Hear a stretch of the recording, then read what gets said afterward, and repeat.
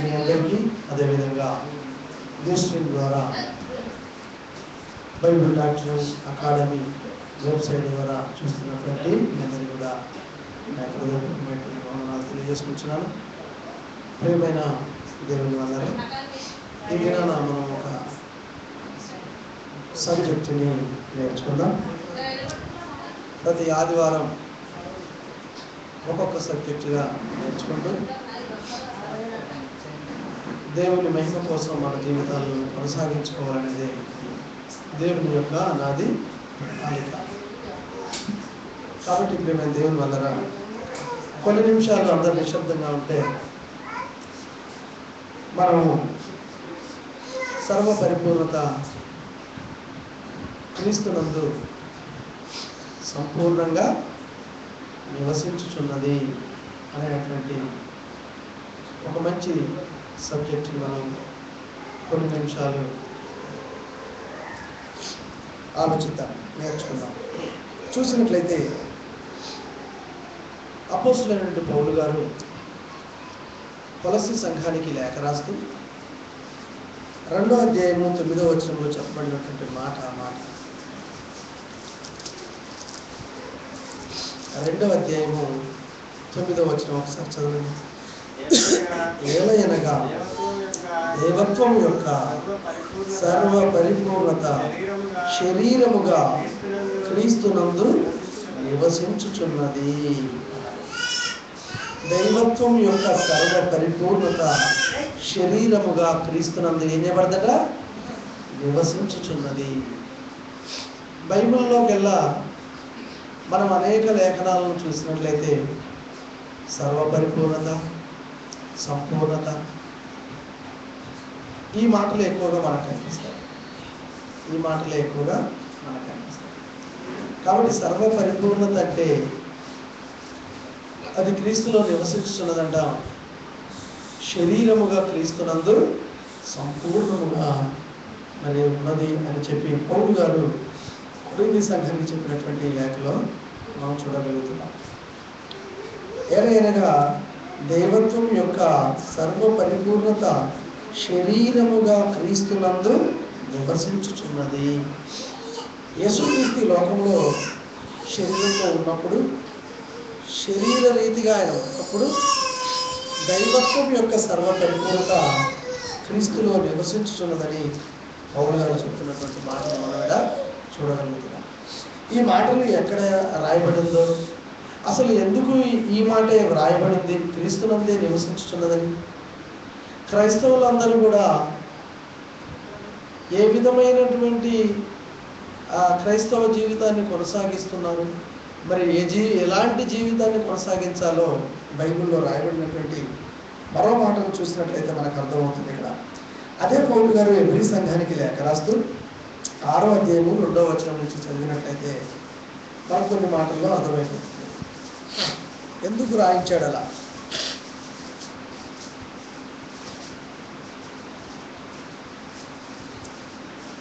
ఆరో అధ్యాయము 2వ వచనం చూడండి. ఎబ్రీ పత్రిక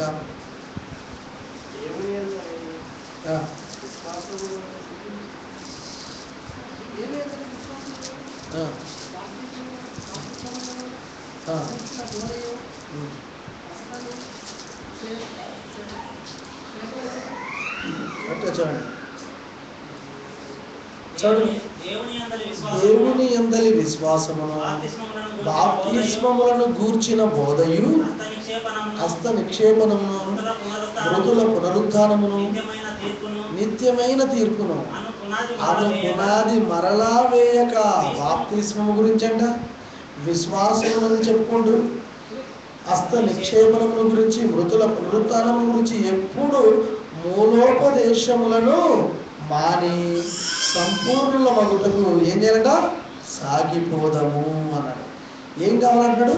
సంపూర్ణులుగా ఉండటకు ఎప్పుడు బాప్తిసం గురించే కాదు, ఎప్పుడు విశ్వాసం అనే కాదు, ఎప్పుడు మృతుల పునరుత్థానం గురించి అని కాదు, హస్త నిక్షేపం గురించి కాదు.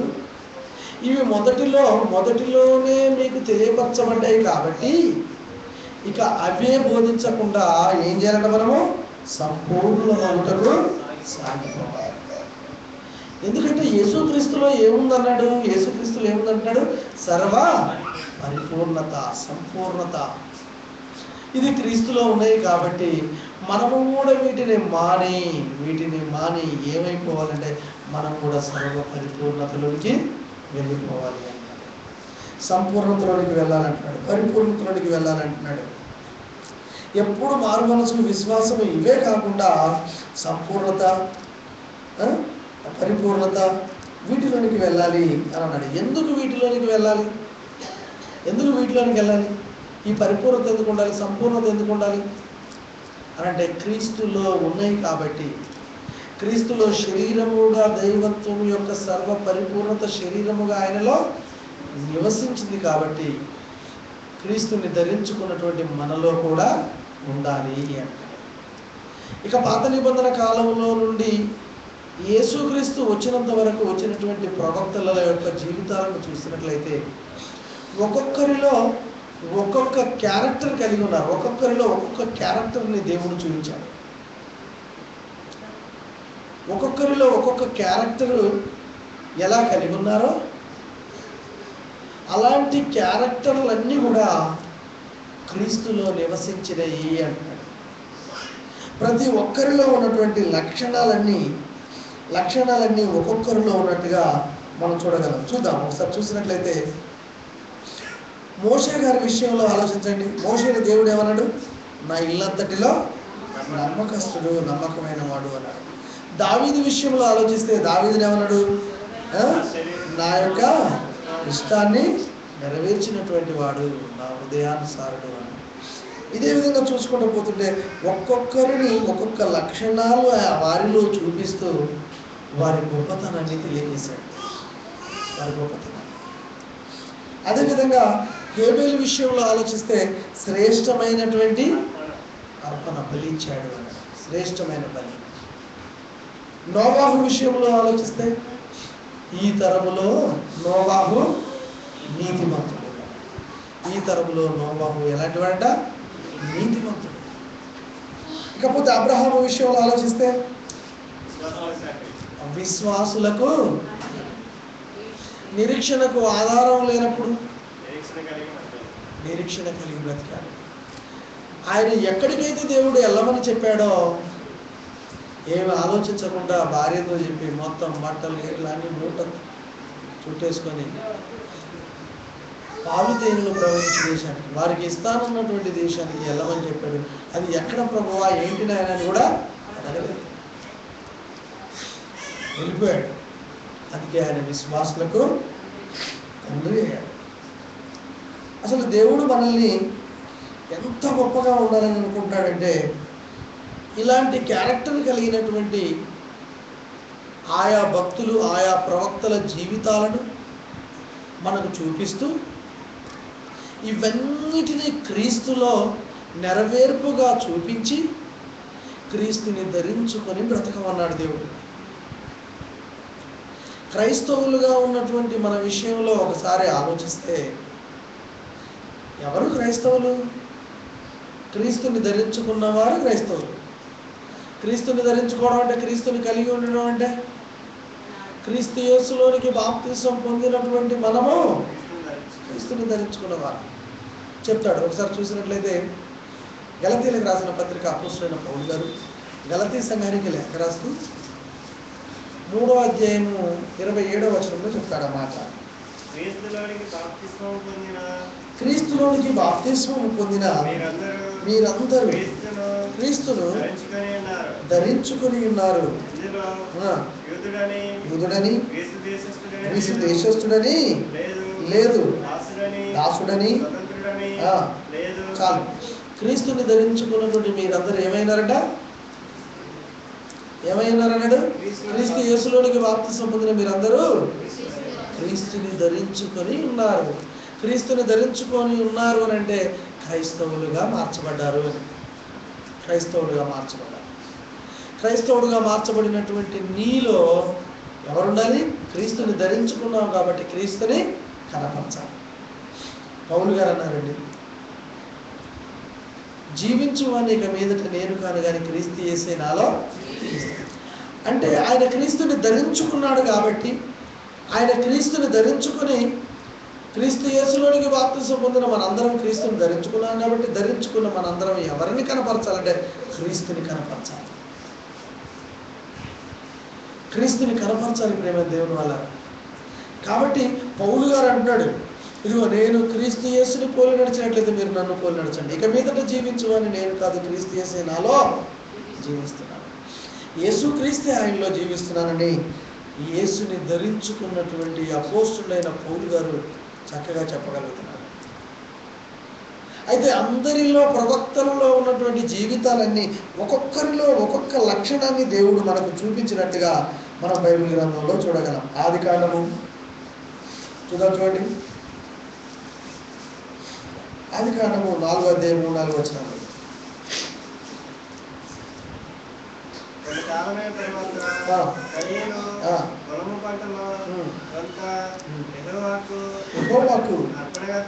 అర్పణగా తెచ్చెను. ఏబేలు కూడా తొలిచూలు పుట్టిన వాటిలో కొవ్విన వాటిని కొని తెచ్చెను. యెహోవా ఏబేలును అతని అర్పణను లక్ష్య పెట్టెను. దేవునికి నచ్చింది అంటున్నాడు.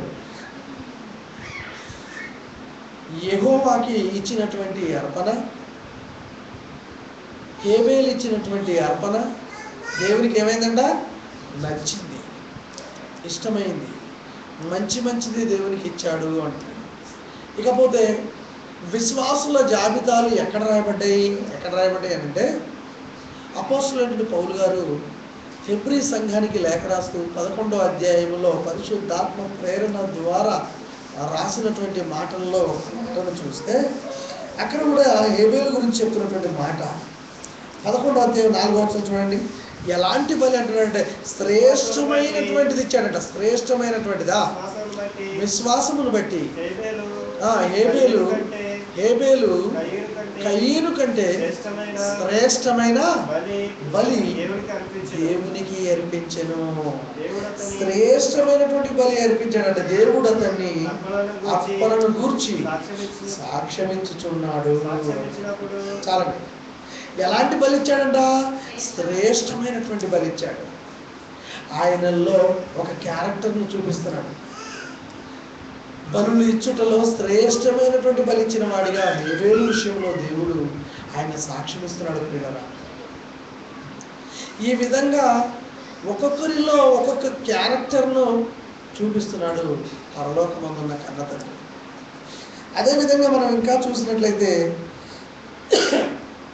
హేబేలులో బలిని చూడగలిగాం. ఈ విధంగా ఉన్నటువంటి పాత నిబంధన కాలంలో నుండి వచ్చినటువంటి ప్రవక్తలందరిలో కూడా ఒక్కొక్కరిలో ఒక్కొక్క క్యారెక్టర్ను చూపిస్తూ ఇవన్నిటిని కూడా క్రీస్తులో మళ్ళీ దేవుడు మనకి చూపించాడు.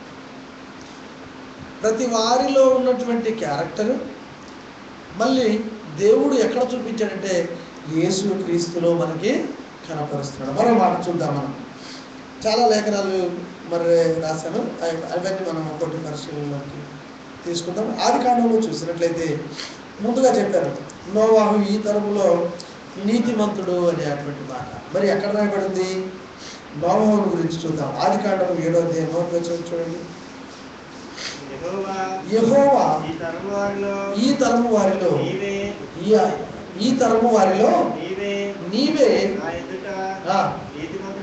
నీతిమంతుడవై ఉండుట చూచితిని గనుక ఈ తరములో నీవే నా ఎదుట నీతిమంతుడిగా ఉన్నావు అంటాడు.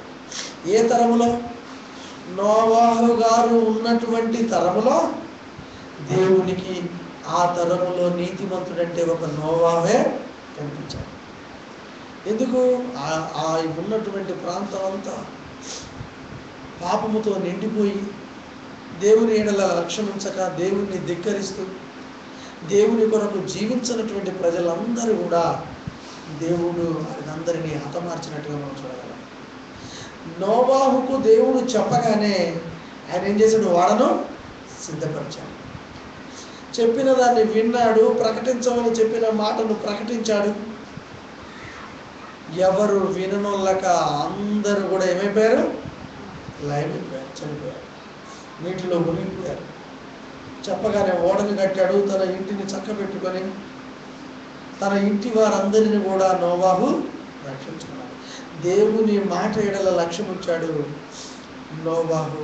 ఆయన ఉన్నటువంటి తరములో నీతిమంతుడిగా తీర్చబడ్డాడు. అంటే ఈయనలో ఒక క్యారెక్టర్, నీతిమంతుడు అనేటువంటి క్యారెక్టర్ని దేవుడు కనపరిచాడు.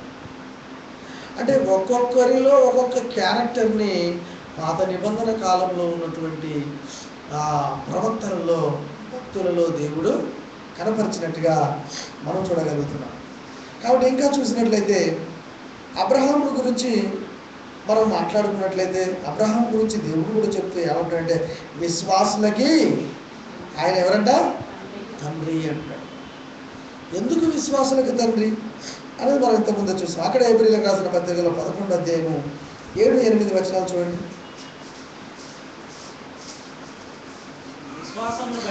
విశ్వాసమును బట్టి దేవుని చేత హెచ్చరింపబడి భయభక్తులు గలవాడై తన ఇంటి వారి రక్షణ కొరకు 7-8 సార్. అందువలన లోకము మీద నేరస్థాపన చేసి విశ్వాసమును బట్టి కలుగు నీతికి వారసుడాయెను. అబ్రహాము పిలువబడినప్పుడు విశ్వాసమును బట్టి ఆ పిలుపునకు లోబడి తాను స్వాస్థ్యముగా పొందనయున్న దేశమునకు బయలుదేరి వెళ్ళెను. ఆయన చెప్పగానే ఆ పిలుపును అందుకొని, ఆ పిలుపుని విని వెంటనే ఏం చేశాడనే ఆ దేశానికి దేవుడు చెప్పిన ప్రతి దాన్ని ఆయన నమ్మేశాడండి. ఎందుకు ప్రభు అనలే, నేనే ఎందుకు వెళ్ళాలనలే, వెళ్ళమన్న దగ్గరికి వెళ్ళాడు. ఆయన విశ్వాసులకు తండ్రిగా నిరూపించబడ్డాడు. ఆ విశ్వాసాన్ని బట్టి విశ్వాసులకు తండ్రిగా ఆయన మనకి ఇప్పటికీ కూడా మనం ఆయన గురించి చెప్పుకోగలుగుతాం. అంటే దేవుడు తనలో ఉంచినటువంటి క్యారెక్టర్ ఏంటో ఒకసారి ఆలోచిస్తే, ఆయనలో విశ్వాసాన్ని నిండుగా ఉంచాడు. దండిగా ఉంది అంటారు మరో భాషలో. అంటే నోవాహులో ఒకటి ఉంది. నోవాహు ఈ తరము వారిలో, అంటే ఆయన ఉన్నటువంటి కాలంలో నీతిమంతుడిగా ఉన్నాడు. అబ్రహాము గారి విషయంలో ఆలోచిస్తే ఆయన విశ్వాసులకు తండ్రిగా ఉన్నాడు. హేబేలు విషయంలో ఆలోచిస్తే మంచి అర్పణ ఇచ్చిన వాడిగా ఉన్నాడు బలిని. మోషే విషయంలో చూస్తే నమ్మకమైన వాడు అంటాడు. మోషే ఎలాంటి వాడంట? నమ్మకమైన వాడు. ఈ పాత నిబంధనలో ఒక్కొక్కరిలో ఆయన చూపించేటువంటి క్యారెక్టర్ దేవుడు ఒక్కొక్కరిలో చూద్దాం ఒకసారి. అదే ఏప్రిల్కి రాసిన పత్రిక 3వ అధ్యాయం 2వ వచనం చూడండి. దేవుని ఇల్లంతటిలో నమ్మకమైన వాడు అంటాడు. దేవుని ఇల్లంతటిలో మోషే నమ్మకముగా ఉండినట్లు అంటాడు. మోషే ఎలా ఉన్నాడంట? దేవుని ఇల్లంతటిలో నమ్మకంగా ఉన్నాడండి. నమ్మకంగా మోషే ఇల్లంతటిలో నమ్మకంగా అంటే ఎలా ఉన్నాడు? దేవుని ప్రజలైనటువంటి ఇశ్రాయేలీలందరినీ కూడా ఐగుప్తు దేశంలో నుండి పాలు తేనెలు ప్రవహించు దేశానికి, వారికి చేసినటువంటి వాగ్దాన దేశానికి నడిపించేటందుకు మోషేను దేవుడు ఎన్నుకున్నాడు. మోషే ద్వారా దేవుడు 6 లక్షల జనాంగాన్ని పాలు తేనెలు ప్రవహించు దేశానికి వారిని ఏం చేశాడు? నడిపించాడు. వారు ఎన్నో ఇబ్బందులు పెట్టారు. తింటేందుకు తిండి విషయంలో, తాగుటందుకు నీటి విషయంలో చనుక్కున్నారు, కొనుక్కున్నారు. అయినా కానీ దేవునికి ఎలాంటి వాడిగా ఉన్నాడు? నమ్మకమైనటువంటి వాడిగా మోషే దేవుని ఎడల ఉన్నాడు. ప్రేమతో ఉన్నారు, నమ్మకమైన వాడిగా. అదే ఆరోను విషయంలో ఆలోచిస్తే, ఆరోను విషయంలో మోషే ప్రార్థన చేసేందుకు వెళ్తే, మోషే ఎక్కడ వెళ్ళాడో తెలియదు, నాకు వస్తాడో రాడో కూడా తెలియదని ప్రజలందరినీ ఒక దగ్గర చేకూర్చి మనకు ఒక దేవుడు కావాలని చెప్పి దూడను తయారు చేశాడు. కానీ మోషే విషయంలో ఆలోచిస్తే నమ్మకంగా ఉన్నాడు. ఆరోను విషయంలో చూస్తే ఇదే మన దేవుడిని దేవునిగా చేసి వారందరిని కూడా విగ్రహం వైపు మళ్ళించినట్టుగా చూశాను. అంటే మోషే విషయంలో ఆలోచించాల్సిన విషయం ఇక్కడ ఏంటంటే నమ్మకము. అంటే మోషే అంట నమ్మకస్తుడు, అంటే దేవునికి ఎంతో నమ్మకమైన వాడు అని చెప్పి బైబిల్లో మనకు చక్కగా రాయబడి ఉంది. కాబట్టి ఇదే ఈ మోషే గురించే మరొక చోట రాయబడి మన సంఖ్యాకాండంలో చూసినట్లయితే 12వ అధ్యాయం 7వ వచనం చూడండి ఒకసారి. సంఖ్యాకాండము 12వ అధ్యాయం 7వ వచనం.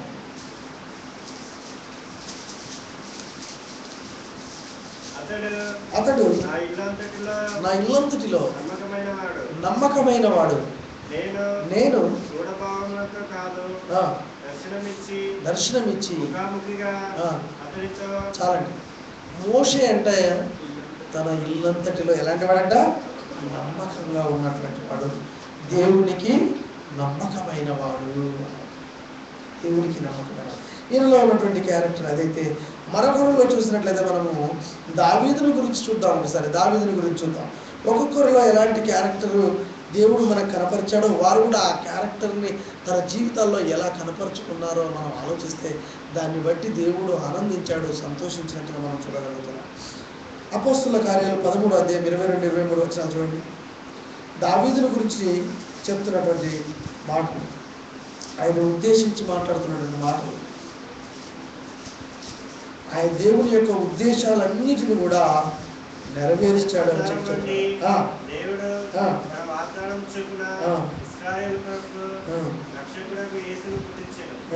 ఆయన రాకముందు యోహాను ఇశ్రాయేలు ప్రజలందరికీ మారుమనసు విషయమైన బాప్తిసం ప్రకటించాడు.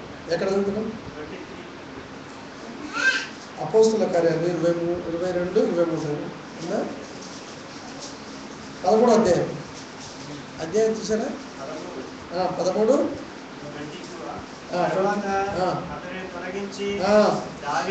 దావీదును వారికి రాజుగా ఏర్పరిచెను, మరియు ఆయన నేను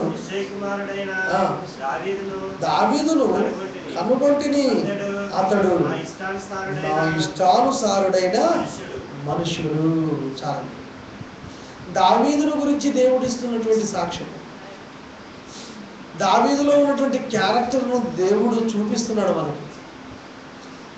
ఏంటిది ఆ క్యారెక్టర్ అంటే, అతడు దావీదంట నా ఇష్టానుసారుడైన.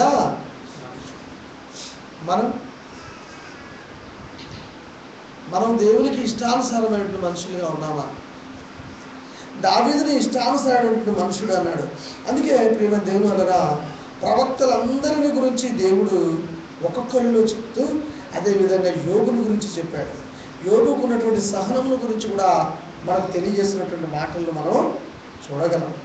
కాబట్టి అదేవిధంగా మనం ఆలోచిస్తే ఒక ఏలియా విషయంలో, ఒక దానియేలు విషయంలో ఎంతమంది గురించి చెప్తున్నాడు? ఎంతమంది గురించి చెప్తున్నాడంటే తన క్యారెక్టర్ని, అంటే దేవునికి ఉన్న లక్షణాలన్నిటినీ చూపించినటువంటి భక్తుల జీవితాలను దేవుడు మనకు కనపరుస్తున్నాడు. ఇవన్నీ ఎందుకు తెలియజేస్తున్నాడు? మన జీవితాలలో కూడా అలాంటి జీవితాలను, అలాంటి లక్షణాలను మనం కలిగి ఉండాలని దేవుడు మనకు తెలియజేశాడు. మరి అలా జీవించగలరా? ఈ లక్షణాలన్నీ కలిగి జీవించగలరా అంటే జీవించగలరు అని చెప్పి దేవుడు మనకు వాక్యానుసారంగా తెలియజేస్తున్నాడు. మరో మాట చూద్దాం. అదే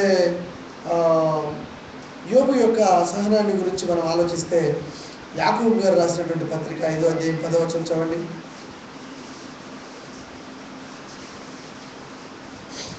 తనకు ఆస్తి పోయినా, పిల్లలు పోయినా, ఒంటెలు పోయినా, తనకున్నటువంటి సమస్తాన్ని కోల్పోయినా కానీ ప్రేమ దేవుని వలన ఆయనకే కురుపులతో నిండి ఉన్నా కానీ ఆయన దేవుని విషయంలో ఎంత సహనాన్ని భరించాడు చూడాలి. చవాలి వస్తుంది ఎంత సహనం గలవాడిగా ఉన్నాడు.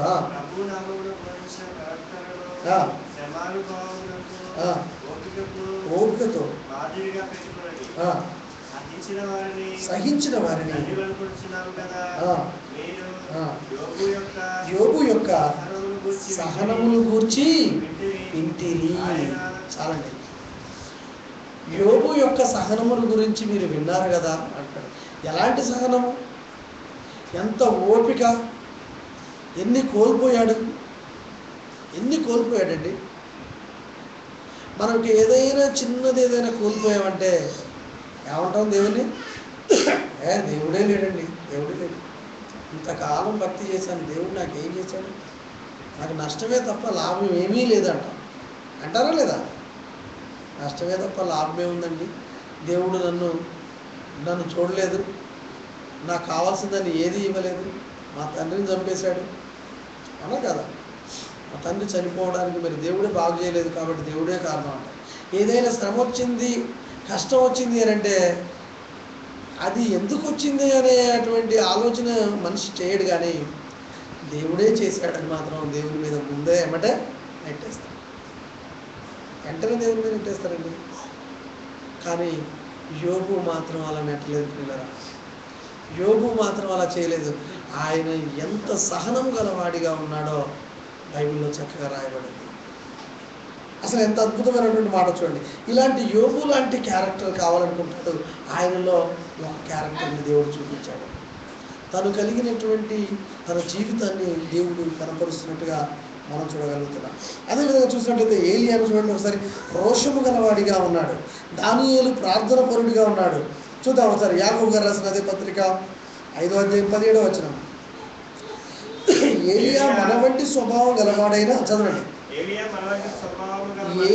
మన వంటి స్వభావము గల మనుషుడే వర్షింపకుండానట్లు అతడు ఆసక్తితో ప్రార్థన చేయగా 3.5 సంవత్సరముల వరకు భూమి మీద వర్షింపలేదు అన్నాడు. భూమి మీద ఎన్ని సంవత్సరాలంట? 3.5 సంవత్సరాలు వర్షం కురవలేదు. ఆయన కూడా మనలాంటి స్వభావము గల మనుషుడే అన్నాడు.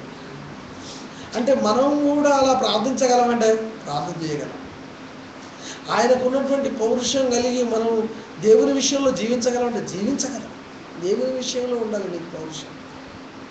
తన కోసం బ్రతుకుట్లో ఉండాలి పౌరుషం. పౌరుషం అంటే ఇతరుల మీద గొడవ చూపించడం, ఇతరులని ఏదో నిందించడం, ఇతరుల పట్ల ఏదో తప్పిదాలను కనపరచాలనుకోవడం, అది కాదు పౌరుషం. ఆ పౌరుషం కాదు ఏలియా కలిగింది. దేవుని కోసం పౌరుషం గలవాడై ఉన్నాడు. ఈ క్యారెక్టర్లన్నీ దేవుడు ఎందుకు చూపిస్తున్నాడు అనేటువంటి విషయాన్ని మనం ఆలోచిస్తే ఒక్కొక్కరిలో చూపించినటువంటి క్యారెక్టర్లన్నీ ఒకరిలో ఉన్నాయి. ఎవరు ఆ ఒక్కడే? యేసుక్రీస్తు. ఇవన్నీ చూపిస్తున్నాను ఎందుకు అంటే ఇవన్నీ కూడా మళ్ళీ ఎవరిలో ఉన్నాయంటే యేసుక్రీస్తులో ఉన్నాయి. దేవునికి ఇష్టమైనటువంటి క్యారెక్టర్లన్నింటినీ దేవుడు ఒక్కొక్కరిలో తెలియజేశాడు. ఈ ఒక్కొక్కరిలో ఉన్న క్యారెక్టర్లన్నీ కూడా దైవత్వము యొక్క సర్వ పరిపూర్ణత శరీరముగా క్రీస్తునందు నివసించుచున్నది. ఇదిగో దావీదు ఎలాంటి ఇష్టానుసారుడో యేసుక్రీస్తు కూడా దేవునికి ఇష్టానుసారుడు. ఇదిగో ఈయన నా ప్రియ కుమారుడు, ఈయన యందు నేను ఇష్టపడుతున్నాడు. మోషే ఎలా నమ్మకమైన వాడో యేసుక్రీస్తు నమ్మకాన్ని కూడా దేవుడు తెలియజేస్తున్నాడు. ఈ విధంగానే నోవాహు గురించి ఆలోచించిన, ఒక ఏబేలు గురించి ఆలోచించిన, వీరందరి యొక్క క్యారెక్టర్లన్నీ కూడా దేవుడు తెలియజేస్తూ యేసుక్రీస్తులో ఉన్నాయని చెప్తున్నాడు. ఏబేలు కంటే శ్రేష్టమైనటువంటి బలి అన్నాడు యేసుక్రీస్తు. అవునా కదా? ఏబేలు బలిని దేవుడు ఇష్టపడ్డాడు దేవుడు. కానీ యేసుక్రీస్తు బలి కాడికి వచ్చే వరకు ఏబేలు కంటే శ్రేష్టమైన బలి యేసుక్రీస్తు. అంటే ఆయన లాంటి క్యారెక్టర్ ఈయనలో ఉంది, అంతకంటే శ్రేష్టమైనది ఉంది అన్నాడు. ఇకపోతే నోవాహు విషయంలో ఆలోచిస్తే యేసుక్రీస్తు నోవాహు ఈ తరంలో నీతిమంతుడని, ఆయన ఉన్నటువంటి తరంలో నీతిమంతుడిగా ఎంచబడితే యేసుక్రీస్తు భూమి మీద ఎన్ని తరాలు వచ్చినా ఆయన ఎప్పటికీ నీతిమంతుడే. వారిలో ఉన్నటువంటివన్నీ యేసుక్రీస్తులో ఉన్నట్టుగా మనం చూడగలుగుతున్నాం. వారిలో ఉన్నటువంటి యేసుక్రీస్తులో ఉన్నట్టుగా. ఇకపోతే అబ్రహాము విషయంలో ఆలోచిస్తే అబ్రహాము విశ్వాసులకు తండ్రి అన్నాడు. కానీ యేసుక్రీస్తు విషయంలో చూస్తే ఏంటంటే విశ్వాసానికి కర్త. అసలు విశ్వాసానికి కర్తే యేసుక్రీస్తు. ఆ విశ్వాసాన్ని కలిగి ఉన్నాడు అబ్రహాం. విశ్వాసానికి కర్త యేసుక్రీస్తు అయితే అలాంటి విశ్వాసాన్ని కలిగి విశ్వాసులకు తండ్రిగా ఉన్నాడు అబ్రహాం గారు. అంటే దానికి కర్త అయినటువంటి యేసుక్రీస్తుని ఆలోచిస్తే ఆయన కంటే గొప్పవాడిగా ఉన్నాడు. విశ్వాసం విషయంలో. దానికి ఆయనే కర్త విశ్వాసానికి. అసలు విశ్వాసం అంటే ఇదిగో ఈయనదే విశ్వాసం అన్నట్టు. దానికి కర్తే, దానికి యజమానే ఆయన అన్నట్టుగా చెప్తున్నాడు ఇక్కడ. అంటే ఆలోచించాల్సిన విషయం ఏంటంటే ఒక్కొక్కరిలో ఉన్నవన్నీ కూడా యేసుక్రీస్తులో దేవుడు మళ్ళీ తన జీవితంలో మనకు చూపించాడు. అలాంటి క్యారెక్టర్ నుండి విడిపోకుండా జీవించి పరలోకమందున్న కన్న తండ్రిని మహిమపరిచినటువంటి ఏకైక వ్యక్తి యేసుక్రీస్తు. ఇకపోతే దావీదు విషయంలో ఈయనే నా ఇష్టానుసారం అన్నాడు. మరి యేసుక్రీస్తు మాత్రం ఈయనే నా ప్రియ కుమారుడు అందరైనా ఆనందించుతున్నాడు. ఏలియా విషయంలో ఆలోచిస్తే ఆయన పౌరుషం గలవాడన్నాడు. యేసుక్రీస్తు విషయంలో ఆలోచిస్తే యేసుక్రీస్తు కూడా ఏమన్నాడు? ఈయన కూడా యేసుక్రీస్తు కూడా ఎలాంటి వాడు? పౌరుషం గలవాడు. ఏ విషయంలో? గాలిని ఏం చేశాడు? గద్దించాడు. పౌరుషంగా గద్దించడం, అది పౌరుషం అంట. ఆ విధంగా అపవాదిని కూడా ఏం చేశాడు? సాతానా వెనకకు పో అని గద్దించాడు. పౌరుషం కలిగి, ఇది పౌరుషం. ఇవి ఏలియా లాంటి పౌరుషాన్ని కూడా కలిగి ఉన్నాడు యేసుక్రీస్తు. ఆయన కంటే గొప్ప కార్యాలను చేసినటువంటి యేసుక్రీస్తుని, ఆయనలో ఈ కార్యాలను మనం చూడగలుగుతున్నాం. దానియేలు విషయంలో కూడా ఆలోచిస్తే దానియేలు ఎలా ప్రార్థన చేశాడో యేసుక్రీస్తు విషయంలో చూస్తే కూడా ప్రార్థన గలవాడిగానే ఉన్నాడు. సొలొమోను విషయంలో ఆలోచిస్తే సొలొమోను ఎవరు? జ్ఞానవంతుడు. కానీ యేసుక్రీస్తు ఎవరు? ఆయనే జ్ఞానమై ఉన్నాడు అంటాడు. అవునా కదా? ఎక్కడ? మొదటి కొరింథీయులకు రాసిన పత్రికలో 1వ అధ్యాయం 24 అంటున్నారు. 24 అసలు ఎంత చక్కగా చెప్తున్నాడు. ఈయనే జ్ఞానమై ఉన్నాడు. యేసుక్రీస్తే జ్ఞానం అండి. సొలొమోను జ్ఞానం కలిగి ఉన్నాడు, జ్ఞానాన్ని పొందుకున్నాడు. అంటే అసలు జ్ఞానమే యేసుక్రీస్తు. విశ్వాసానికి ఎలా కర్త? జ్ఞానమే యేసుక్రీస్తు అయి ఉన్నాడు అంటున్నాడు. చూడండి ఒకసారి.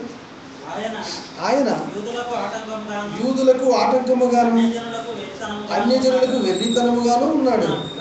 కానీ యూదులకేమి గ్రీసు దేశస్థులకేమి పిలువబడిన వారికే క్రీస్తు దేవుని శక్తియును దేవుని జ్ఞానమునై ఉన్నాడు. దేవుని జ్ఞానమే ఎవరు?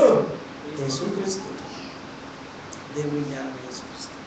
అదేవిధంగా చూసినట్లయితే యోబు కంటే ఎక్కువగా కష్టపడ్డాడు యేసుక్రీస్తు. యోబుకు వచ్చినటువంటి కష్టము మన విషయాల్లో ఆలోచిస్తే యోబు పడ్డ కష్టం ఎంతో గొప్పది. గొప్పదంటే ఎక్కువ. అంతకంటే ఎక్కువ ఎవరు కష్టపడ్డారంటే యేసుక్రీస్తు తన శరీరాన్ని మన నిమిత్తం శిలువ మీద పణంగా పెట్టాడు. ఆయన కంటే ఎక్కువగా శిలువలో కష్టపడ్డటువంటి యేసుక్రీస్తులో మనం ఏం చూస్తున్నాం అంటే సర్వ పరిపూర్ణత, సర్వ సంపూర్ణత, ప్రవక్తలలో ఉన్నటువంటి జీవితాలన్నిటిని కూడా యేసుక్రీస్తులో మనం చూడగలుగుతున్నాం. యోబు కంటే ఎక్కువగా కష్టపడ్డట్టుగా మనకు రాయబడినటువంటి లేఖనాన్ని మనం చూసినట్లయితే హెబ్రీయులకు రాసిన పత్రిక 5వ అధ్యాయం 7వ వచనంలో ఒకసారి చూద్దాం.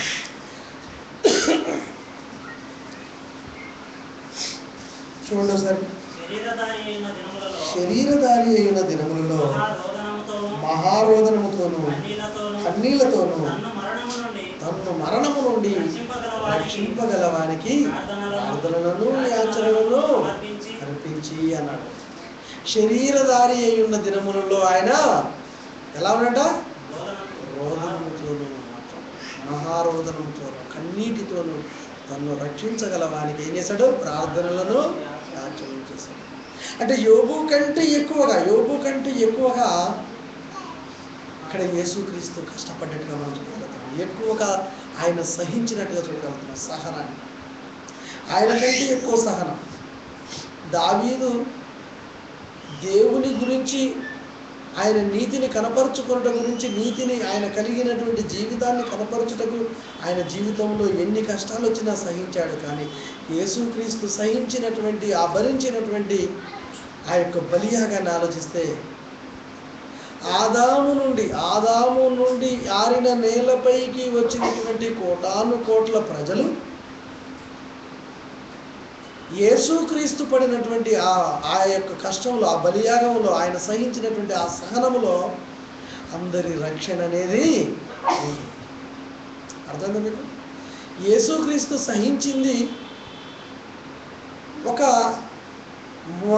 యోబు లాంటి ఒక కుటుంబంలో వచ్చినటువంటి ఆ కలతలు, ఆ బాధల గురించి యోబు ఆ కాలంలో ఆయన సహించుంటే, యేసుక్రీస్తు ఒకరి నుండి ఆదాము తరం మొదలుకొని, ఆదాము వెళ్ళిపోయి ఎన్నో తరాలు వెళ్ళిపోయి మన తరం వచ్చి మన తరం వెళ్ళిపోయి ఇంకా ఎన్ని తరాలు వచ్చినప్పటికీ, ఆ ఒకరి నుండి ఆదాము నుండి వచ్చినటువంటి కోటాను కోట్ల ప్రజలు ఎన్ని తరాలు వచ్చినప్పటికీ అందరూ క్రీస్తు యేసులో నీతిమంతులుగా తీర్చబడినట్లు, నిత్య జీవానికి వారసులుగా ఉండినట్లు యేసుక్రీస్తు ఆయన శిలువ మరణంలో ఆయన భరించినటువంటి సహనం ఎంతో గొప్పది, మామూలుగా కాదు. చెప్పేటందుకు మాటల్లో మామూలుగా ఉండొచ్చేమో కానీ జీవితంలో అలాంటి జీవితాన్ని మనం కలిగి ఉండి ఆ జీవితాన్ని కనపరుస్తే అర్థమైపోతుంది. కానీ మనం దానిలో కొంచెమైనా లేదు, ఎవరు జీవించలేకపోతున్నారు. కానీ జీవించాలనే ఉద్దేశాన్ని బట్టే దేవుడు యేసుక్రీస్తుని ఈ భూమి మీదకి పంపించి మనకు రావాల్సిన సమానార్థమైన శిక్షను క్రీస్తుపై వేసినట్టుగా మనం చూడగలుగుతున్నాం. కాబట్టి పిల్లరా, ఇంకా ఆలోచించినట్లయితే అబ్రహామును గురించినటువంటి విశ్వాసాన్ని మనం తెలుసుకుందాం. విశ్వాసానికి కర్త అని మరో చోట రాయబడినటువంటి మాట చూద్దాం. అదే ఏప్రిల్ రాసిన పత్రిక 12వ అధ్యాయం 2వ వచనం చూడండి. అంటే వారిలో ఉన్నటువంటి జీవితాలను మనం లేఖనాల రూపంగా చూసాము. అదే యేసుక్రీస్తులో కూడా దేవుడు మరి ఈయన జీవితాన్ని యేసుక్రీస్తు కనపరిచినప్పుడు ఈయన జీవితంలో కనిపించినటువంటి లేఖనాలను కూడా పరిశుద్ధాత్మ ప్రేరణ ద్వారా దేవుడు రాయించినటువంటి మాటలు కూడా మనం చూడగలగాలి. కాబట్టి చూస్తున్నాం. 12:2 ప్రతి భారమును సులువుగా చిక్కులబెట్టు పాపమును విడిచి విశ్వాసమునకు కర్తయు దానిని కొనసాగించు వాడనైన యేసు వైపు చూచుచు. ఎవరి వైపు చూడాలంట? యేసుక్రీస్తు వైపు చూడాలి. ఎందుకు యేసుక్రీస్తు వైపు చూడాలంటే విశ్వాసానికి కర్తే ఆయన. విశ్వాసులకు తండ్రి అబ్రహాము అయినప్పటికీ ఎందుకు అబ్రహాము విశ్వాసులకు తండ్రి అంటే అసలు నిరీక్షణకు ఆధారం లేనప్పుడు ఆయన నమ్మాడు కాబట్టి, విశ్వసించాడు కాబట్టి ఆయన విశ్వాసులకు తండ్రి కాబట్టి. అసలు విశ్వాసానికి కర్తే యేసుక్రీస్తు కాబట్టి మనం ఇప్పుడు ఎవరిని చూడాలి? అబ్రహామును చూడాలా? విశ్వాసం కలిగిన ఒక వ్యక్తిని చూడాలా? విశ్వాసానికి కర్త అయినటువంటి యేసు వైపు చూచుచు అన్నాడు. ఎవరైపు చూడాలి? ఎందుకు చూడాలి యేసు వైపు? ఎందుకు చూడాలి? మళ్ళీ మొదటి ప్రతి భారమునంట సులువుగా చిక్కుల పెట్టు పాపమును విడిచిపెట్టుటకు. వాటిని విడిచిపెట్టుటకు విశ్వాసానికి కర్తయు దాన్ని కొనసాగించువాడునైన యేసు వైపు.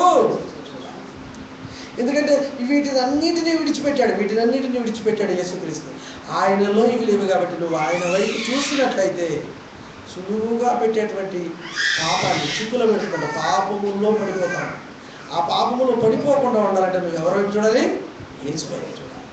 ఆయన విశ్వాసానికి కర్త కాబట్టి విశ్వాసులకు తండ్రి అబ్రహాం అయినప్పటికీ విశ్వాసానికి కర్త అయిన యేసు వైపు చూడాలంటే ఆయనలో ఉన్న క్యారెక్టర్ కంటే గొప్ప క్యారెక్టర్ని యేసుక్రీస్తులో చూపిస్తున్నాడు దేవుడు.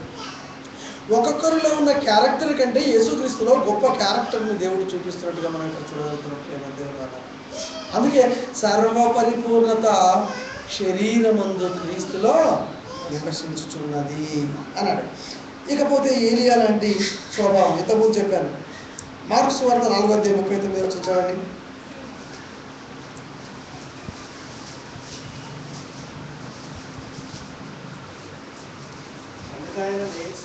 అందుకు ఆయన లేచి గాలిని గద్దించి సముద్రముతో చెప్పగా గాలి అణిగి మిక్కిలి నిమ్మలమాయెను. మిక్కిలి అంటే అసలు లేనే లేదు, ఇక గాలి లేదు. ఎక్కడికక్కడికి సముద్రం ఆగిపోయింది. అంటే ఎంత పౌరుషం గలవాడు! ఏలియా కంటే పౌరుషం గలవాడిగా మనం చూస్తున్నాం.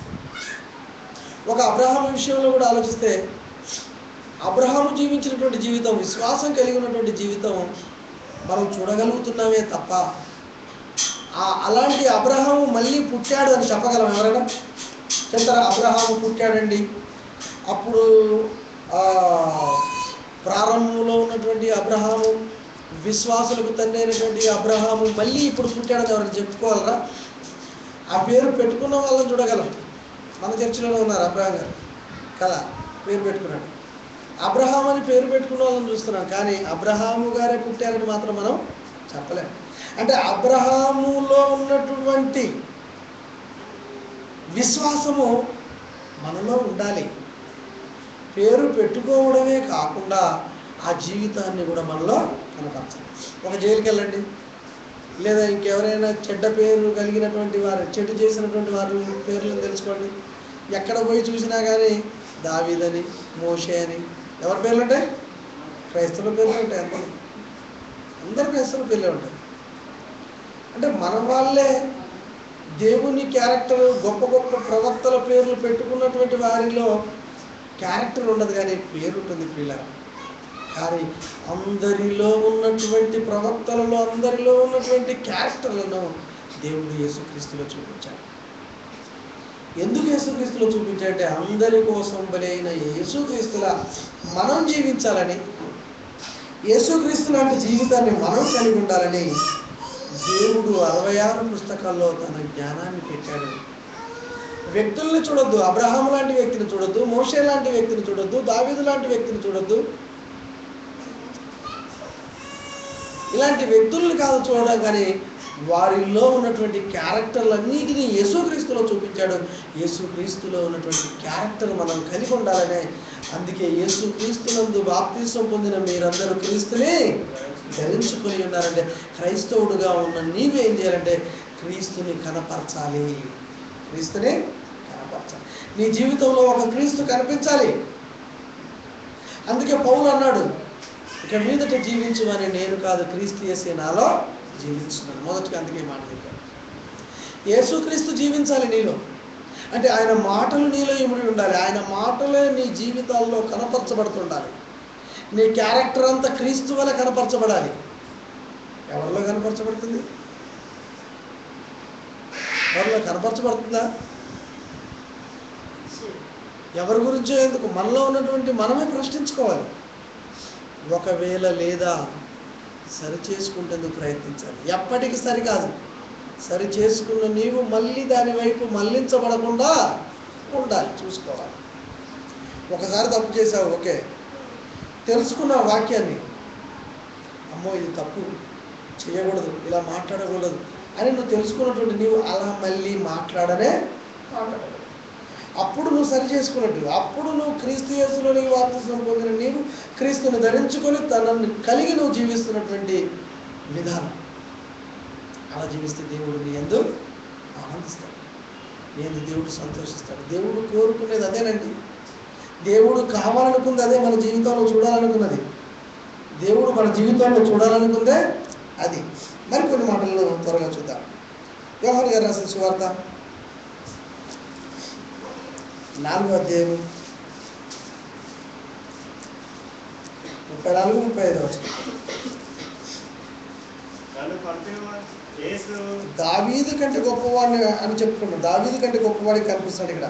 ఎందుకంటే యేసు వారిని చూచి నన్ను పంపిన వారి చిత్తము నెరవేర్చుటయు ఆయన పని తుదముట్టించుటయు నాకు ఆహారమై ఉన్నది, నాకు ఆహారమై ఉన్నది అన్నాడు. ఆయన పని తుదముట్టించుటే ఆహారం అంటే ఆయన పనిలో ఉండడమే నాకు ఆహారం. అంటే ఆయన పనిని జరిగిస్తేందుకు యేసుక్రీస్తు వచ్చాడు. యేసుక్రీస్తుని ధరించుకున్నటువంటి నీవు కూడా ఏం చేయాలి? ఆయన పనిని కనపరచాలి. కాబట్టి ఇలా అన్ని క్యారెక్టర్లు కలిగినటువంటి యేసుక్రీస్తు వలె మనం కూడా జీవించాల్సినటువంటి బాధ్యత క్రైస్తవులుగా మనకుంది. కంప్లీట్ మ్యాన్గా, అంటే అన్ని క్యారెక్టర్లు ఉండవలసిన అన్నీ కూడా ఉన్నటువంటి వ్యక్తి, ఏకైక వ్యక్తి ఆయనే యేసుక్రీస్తు. మనల్ని కూడా అలా ఉండాలనుకున్నాడు. మనల్ని కూడా ఏమనుకున్నాడు? అలాగే ఉండాలని. ఒక మోషేని, ఒక దావీదుని, ఒక అబ్రహాముని, ఒక దానియేలుని, ఒక ఏలియాని, ఎలా వారిని దేవుడు వారిలో వారి జీవితాల్లో ఉన్న గొప్పతనాన్ని దేవుడు చూపించాడో, ఇవన్నిటిని కూడా కలిగి ఉన్నటువంటి యేసుక్రీస్తుని చూపిస్తూ యేసుక్రీస్తులో ఉన్నటువంటి క్యారెక్టర్లన్నీ మనలో ఉండాలని దేవుడు కోరుకుంటాడు. ప్రేమ దేవుడు వాళ్ళని. అందుకే 2 లేఖనాలు చూసి మనం ముగిద్దాం. 2 లేఖనాలు చూద్దాం.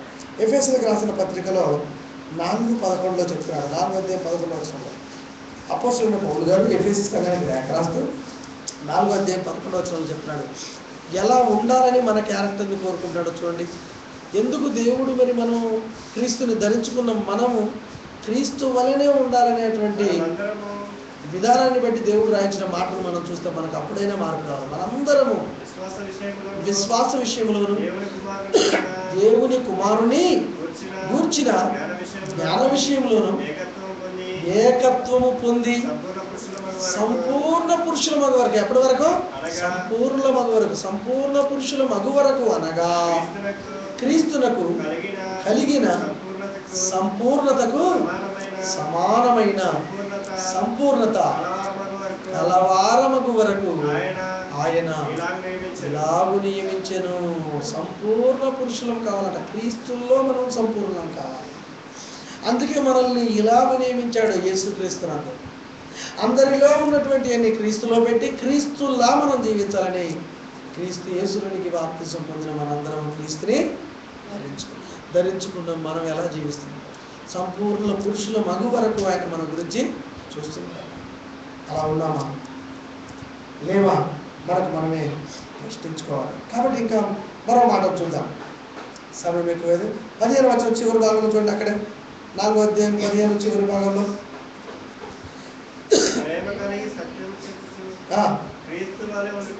క్రీస్తు వలె ఉండుటకు మనం అన్ని విషయముల్లోనూ ఎదుగుదుము. క్రీస్తు వలె ఉండుటకు ఎదగాలి. మనం కూడా ప్రవక్తలందరూ ఎలా జీవించారో అలా క్రీస్తు జీవించాడు. మనం కూడా క్రీస్తుని ధరించుకున్నాం. మనం ఎలా ఉండాలంట? క్రీస్తు వలె ఎదుగుటకు మనం అన్ని విషయముల్లో అలాగూ ఉండవలెను. మరో మాట చివరిగా కొలస్సీయులకు రాసిన పత్రిక 1:28 చెప్తున్నటువంటి మాటలు చూసి ముగించుకున్నాం. 1:28 1వ అధ్యాయం 28వ వచనంలో ప్రతి మనిషిని క్రీస్తునందు సంపూర్ణునిగా చేసి, ప్రతి మనిషిని అంట ఎక్కడ?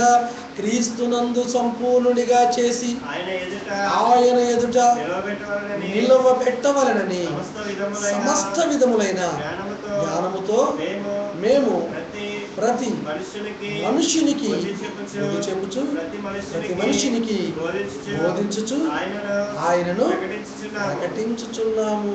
ఆయన ఎదుట నిలబెట్టాలని సంపూర్ణ పురుషులు అవ్వాలి. ఒకరిగా ఆయనలో ఒకరిగా మనం జీవించాలి. ఒకటిగా ఉండాలన్నాడు. ఏకత్వము కలిగి ఉండాలన్నాడు.